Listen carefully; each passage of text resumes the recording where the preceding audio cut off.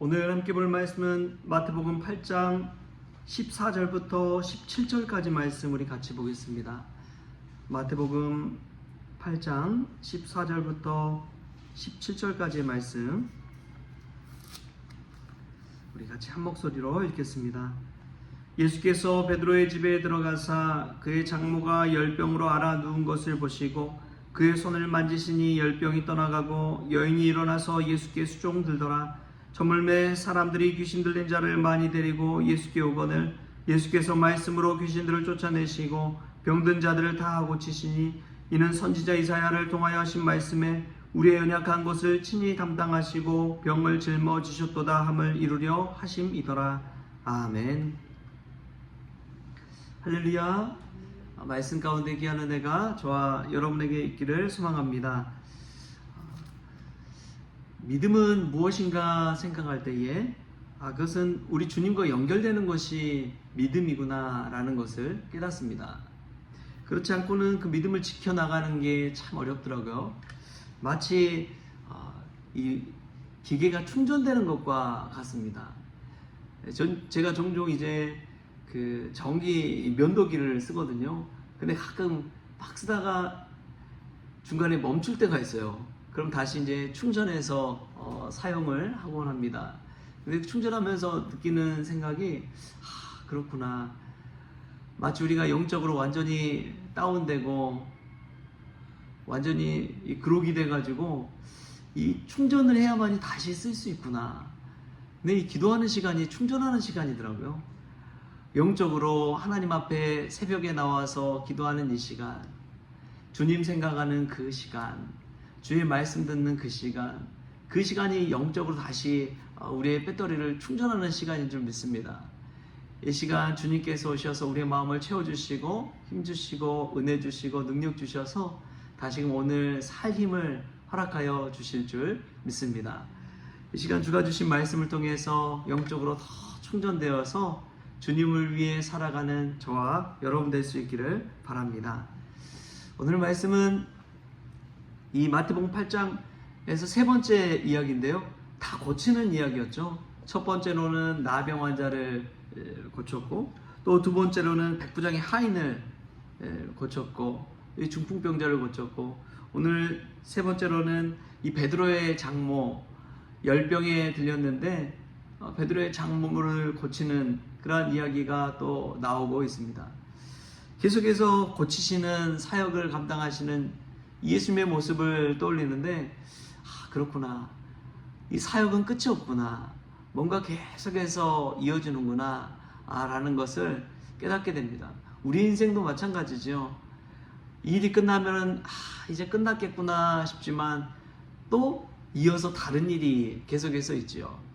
올해 우리 교회를 향한 하나님의 계획하신 거 인도하시는 분 참 놀랍습니다. 연초에 이제 노예 목사님들, 장로님들 모시고 노예 신년할애를 저희 교회에서 했죠.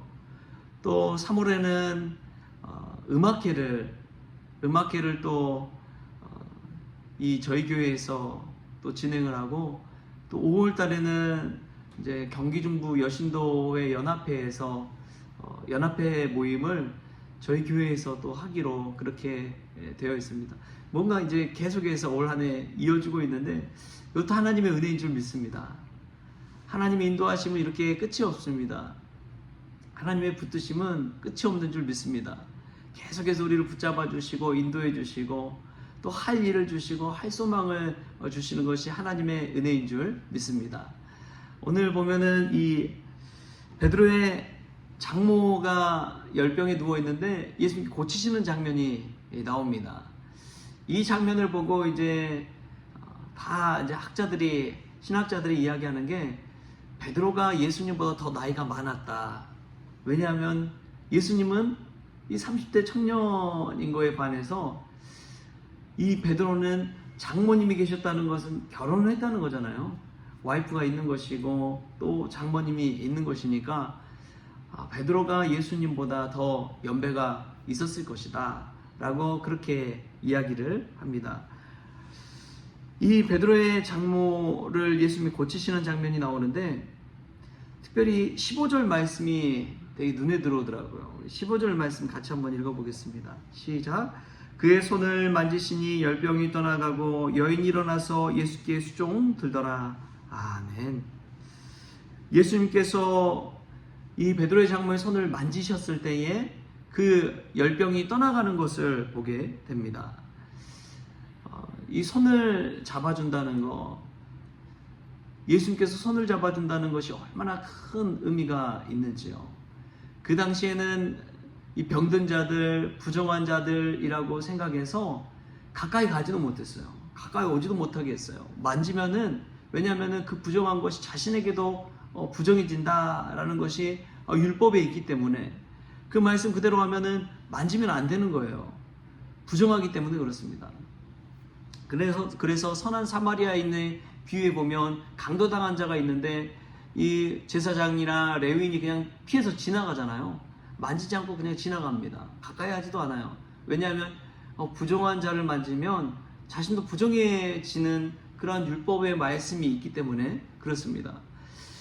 그래서 이제 학자들도 이야기하기를 그들이 피해가는 것은 사실은 정당하다라고 이야기하기도 합니다. 당연하게 피해 가야 된다. 만약에 예배를 인도하러 가야 되는데 자신이 부정해지면 예배를 드리지 못하지 않느냐.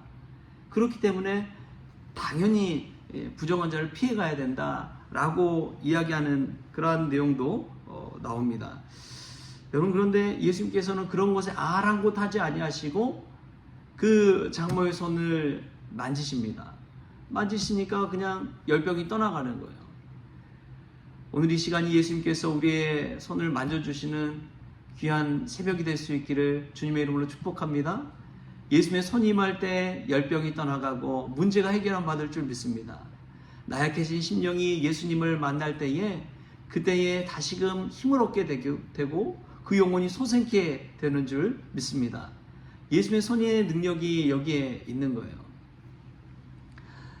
또한 반대로 또 생각해 보면 이 믿는 자들의 믿음이 얼마나 중요한지 모릅니다. 정말 예수님이 나에게 손만 대도 내가 나을 것이다 라는 믿음이 있으면 낫더라고요. 우리가 바로 전에 백부장의 믿음에 대해서 예수님이 이렇게 이야기하잖아요. 가라, 내 믿음대로 될지어다. 가라, 내 믿음대로 될지어다. 우리 믿음대로 그대로 되는 것입니다. 예수님이 나를 만져주시면 고쳐질 것이다, 깨끗해질 것이다, 온전해질 것이다. 그 믿음을 가지고 나아가니까 그렇게 되는 것이죠. 이 예수님의 이 터치가 얼마나 이 베드로 장모에게는 구원의 터치입니까? 다시 낫게 되고 고침받는다는 것이 얼마나 감사한지요. 지난 성금요일 날 이제 금식을 좀 하고 다시 음식을 먹는데 음식 먹는 기쁨이 얼마나 크든지요.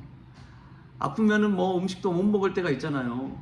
그런데 다시 일상생활을 할 수 있다는 것 자체가 얼마나 귀한 것인지를, 또 그냥 음식 먹는 것 하나만으로도 얼마나 기쁨이 있는지를 깨닫게 되었습니다. 여러분, 일상의 건강 회복한다는 것은요, 사실 기적과 같은 일입니다. 우리가 매일매일 살아가서 누리고 있어서 잘 모르지만 우리가 지금 드리고 일하고 움직이고 이런 것 자체가 기적인 것이죠. 주님의 은혜가 아니고서는 그러한 것들을 우리가 누리지 못하는 것입니다. 근데 주님께서 은혜 주시니까 누리는 것이죠.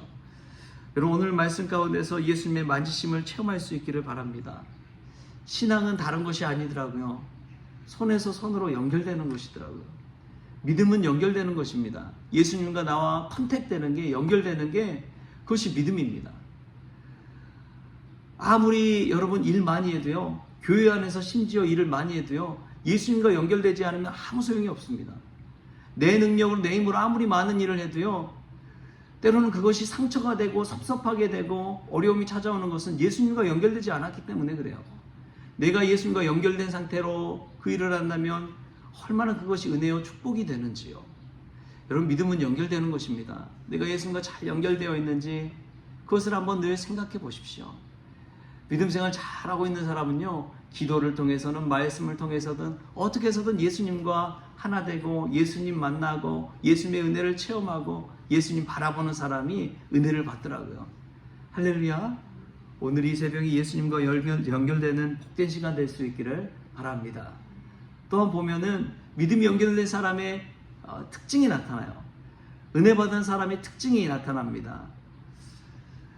오늘 15절에 보면은 후반부에 이런 말씀이 나와요.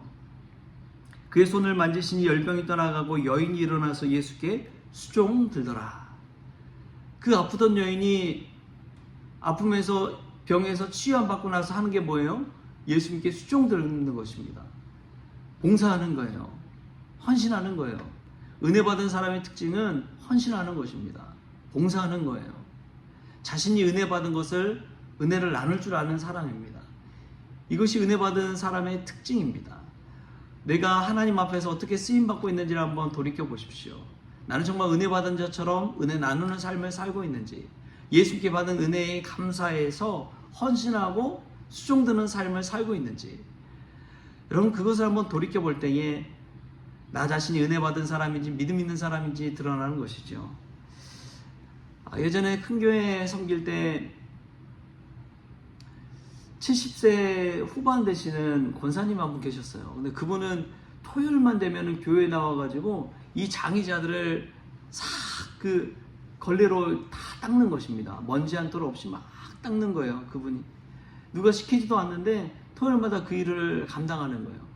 아니 권사님 나이도 계신데 매주 이렇게 어떻게 나오십니까? 그렇게 내가 주님을 위해 살 수 있는 일이기 때문에 기쁨으로 일을 감당한다고 그 이야기를 하시더라고요. 여러분 은혜 받은 사람은 기쁨으로 봉사하는 줄 믿습니다. 억지로 하는 것이 아니라, 짐스럽게 하는 것이 아니라 하나님 앞에서 받은 은혜 때문에 감사함으로 기쁨으로 봉사하는 것이지요. 오늘 말씀 듣는 분들에게 그런 기쁨의 봉사, 은혜의 헌신이 있기를 바랍니다. 예수님께서 주신 은혜를 기억하면서 예수님께 연결되어서 예수님을 위해서 살아가는 저와 여러분 될 수 있기를 주신 예수님의 이름으로 축원합니다. 기도하겠습니다. 하나님, 오늘 또 이 자리가 영적으로 충전된 자리가 되기를 원합니다. 방전되어서 아무것도 할 수 없고 주저앉아 버리는 저희들 가운데 우리 주님 오셔서 오른손으로 만져주시고 고쳐주시고 치유하여 주셔서 다시금 회복시켜 주시옵소서. 다시금 온전케 하여 주시옵소서. 우리의 삶 가운데 많은 문제들 해결함 받게 하여 주시옵소서. 그리하여 완전히 충전되어서 베드로의 장모처럼 주님의 수종을 들게 하시고 은혜 받은 대로 헌신하고 수종 들을 수 있도록 주님께서 힘주시고 능력 내려 주옵소서. 감사하며 예수님의 이름으로 기도하옵나이다. 아멘. 우리 주님이 가르치신 기도로 오늘 새벽 기도를 마치겠습니다. 하늘에 계신 우리 아버지여, 이름이 거룩히 여김을 받으시오며 나라가 임하시오며 뜻이 하늘에서 이루어진 것 같이 땅에서 이루어지이다.